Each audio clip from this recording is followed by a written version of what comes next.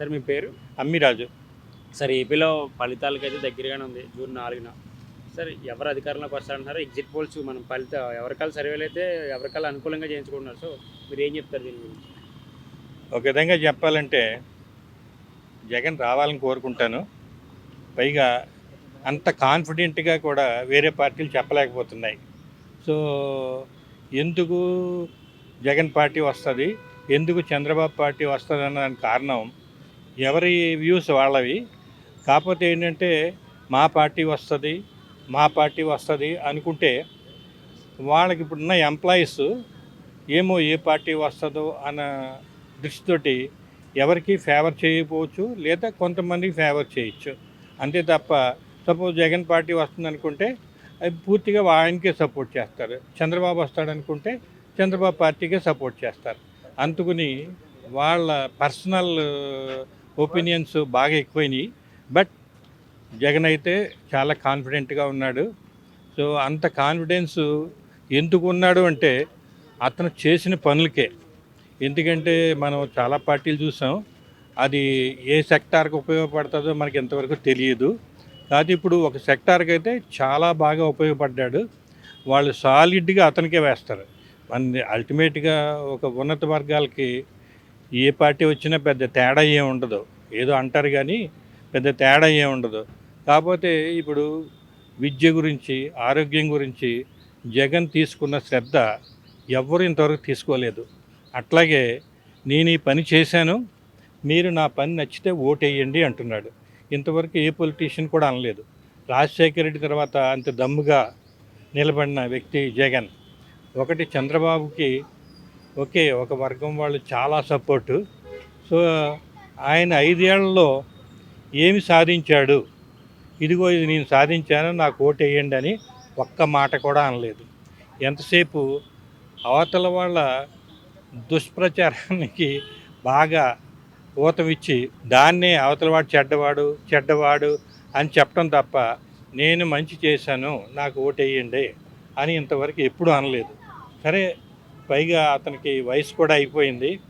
ఎందుకంటే వాళ్ళ పార్టీ వాళ్ళని అడిగినా కూడా ఏదో అతను మనకి బెనిఫిట్ చేస్తాడని ఉద్దేశంతో తిరుగుతున్నారు కానీ అతని మాట మీద నిలబడడు.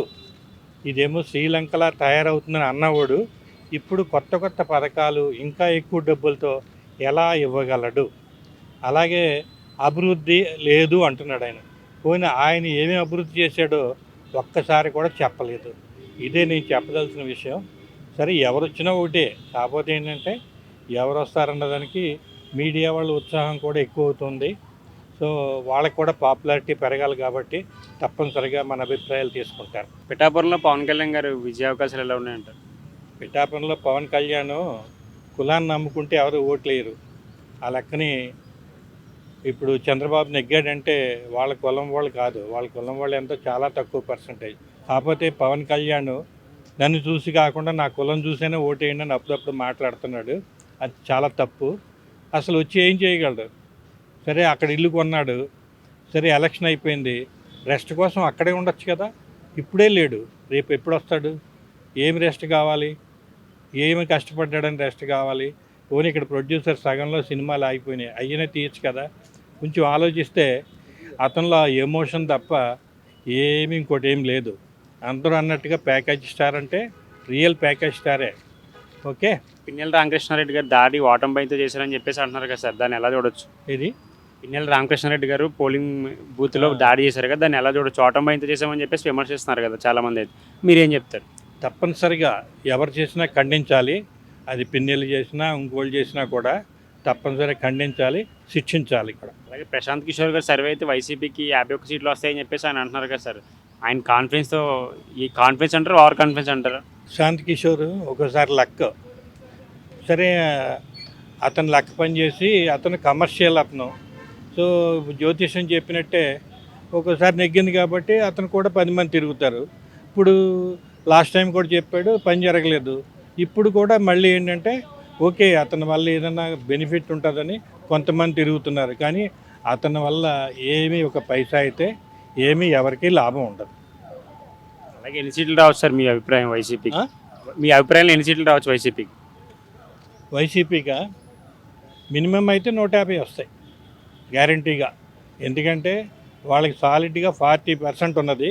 మిగతా 60%లో 30% ఎలాగ ఓట్లేయరు. ఆ 30%లో 10% వేసిన వైసీపీకి డెఫినెట్గా జగన్ గెలుస్తాడు. ఒకవేళ వీళ్ళు అన్నట్టు జగన్ లండన్లోనే ఉండిపోతాడు, ఇక రాడు, 2 విమానాలు ముందే అయిపోయినాయి, ఈ దరిద్రం అంతా ఇక మానేయాల. ఎక్కడా లేని కులం అనేది అక్కడ క్రియేట్ అవుతుంది. అది తప్పనిసరిగా అందరూ ఖండించాల్సిందే. ఓకే. సార్ గతంతో కంపేర్ చేసుకుంటే ఈసారి పోలింగ్ బాగా పోల్ అయిందని చెప్పేసి మనం చూసే ఉంటాం న్యూస్లో గట్రా. సో ఇది ఎవరికి మంచి చేస్తుంటారు, ఎవరికి చెడు చేస్తుంటారు? 2 రకాలుగా అనుకోవచ్చు. ఒకటి ఏంటంటే జగన్ని చాలా దుష్టుడని క్రియేట్ చేశారు. అతన్ని ఎలాగైనా ఓడించాలని కొంతమంది వర్గాలు అనుకుంటున్నారు. ఆ వర్గం వాళ్ళు హైదరాబాద్ నుంచి, ఇతర ఊళ్ళ నుంచి, అమెరికా నుంచి వాళ్ళంతా అమరావతిలో పొలాలు కొనుక్కున్నారు. వాళ్ళు వచ్చి ఎలాగైనా జగన్ ఓడించి, ఇప్పుడే చూసిన ఒక గ్రాఫిక్స్, మళ్ళీ చంద్రబాబు వస్తే అబ్బో బ్రహ్మాండంగా ఉంటుందని. ఈ గ్రాఫిక్స్ తర్వాత ఏముండవు. అట్లాగే ఎందుకు పండి అంటే ఓకే, ఒకవేళ జగన్ ఓడిపోతాడేమో అని వాళ్ళందరూ కూడా ఎక్కువ ఓట్లు వేసి ఉండొచ్చు కదా. తప్పనిసరిగా ఈ మా పథకాలు పోతాయేమో, మమ్మల్ని చూసుకుంటున్నాడు అనే ఉద్దేశంతో బాగా వేసి ఉండొచ్చు. సపోజ్ మనం ఇప్పుడు జూబ్లీ హిల్స్లోనే ఉన్నాం. ఈ జూబ్లీ హిల్స్లో అంత rich community, percentage of votes 34%. అట్లాగే అక్కడ ఎంతమంది ఉన్నా కూడా అందులో రిచ్ కమ్యూనిటీ కానీ, అప్పర్ కమ్యూనిటీ కానీ, అప్పర్ క్లాస్ కానీ ఎవ్వరూ మామూలుగా 100% వేస్తారంటే నాకు డౌటే. మనం చాలాసార్లు చూసాం. ఈసారి తప్పనిసరిగా జగన్ ఎట్టి పరిస్థితుల్లో వస్తాడు, రావాలి కూడా. ఎందుకంటే అతను చేసే మంచి పనులు చాలా ఉన్నాయి. ఇప్పుడు మెడికల్ కాలేజీలు కానీ, స్కూల్స్ కానీ ఫస్ట్ అయ్యే డెవలప్ అవ్వాలి. మనలాగే మనం చదువుకుంటే మన ఊళ్ళోనే రావాలని ఉద్యోగం లేదు కదా. హైదరాబాద్లో రావచ్చు, అమెరికాలో రావచ్చు, లేకపోతే లండన్లో రావచ్చు. సో అక్కడ అభివృద్ధి లేదంటే అదే అభివృద్ధి. నువ్వు ఉద్యోగం చేసుకుంటానికి అవకాశం కల్పించడమే అభివృద్ధి. ఇవాళ జిఎస్టీ కూడా ఆంధ్రప్రదేశ్లో విపరీతంగా పెరిగింది.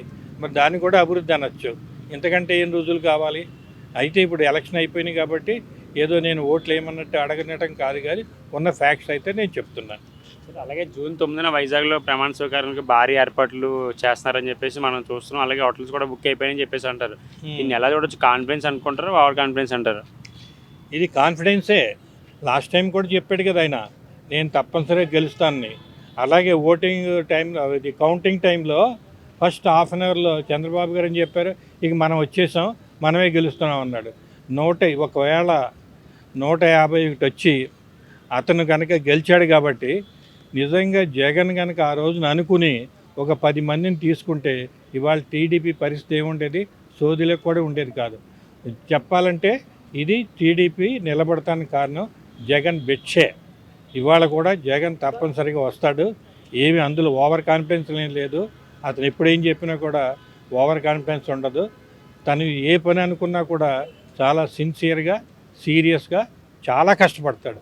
ఒకవేళ చెప్పాలి అంటే ఇవాళ ఉన్న యువతరానికి అతన్ని ఆదర్శంగా తీసుకోవాలి. 9 ఏళ్ళు రోడ్డు మీద ఉన్నాడు, 16 మాసాలు జైల్లో ఉన్నాడు, అయినా చెక్కు చెదరలేదు. దీన్ని ఓవర్ కాన్ఫిడెన్స్ అనాల్సిన అవసరం కూడా లేదు. అలాగే వైసీపీ అధికారంలోకి వస్తే మీరు అన్నట్టు 151 సీట్లు వస్తే మళ్ళీ 3 రాజధానులు కట్టుబడి ఉంటారంటారు. అలాగే పోలవరం ప్రాజెక్ట్ ఈసారైనా కంప్లీట్ అయ్యే అవకాశాలు ఉన్నాయంటారు? తప్పనిసరిగా వైజాగ్ రాజధాని అవుతుంది. మిగతా అతను అనుకున్నట్టు ఏమైతే అనుకున్నాడో అవి తప్పనిసరిగా 3 రాజధానులు ఉంటాయి. ఒకటి న్యాయ వ్యవస్థ, ఒకటి పరిపాలన, ఒకటేమో సెక్రటరియట్ వ్యవస్థ. తప్పనిసరిగా 3 రాజధానులు ఉంటాయి.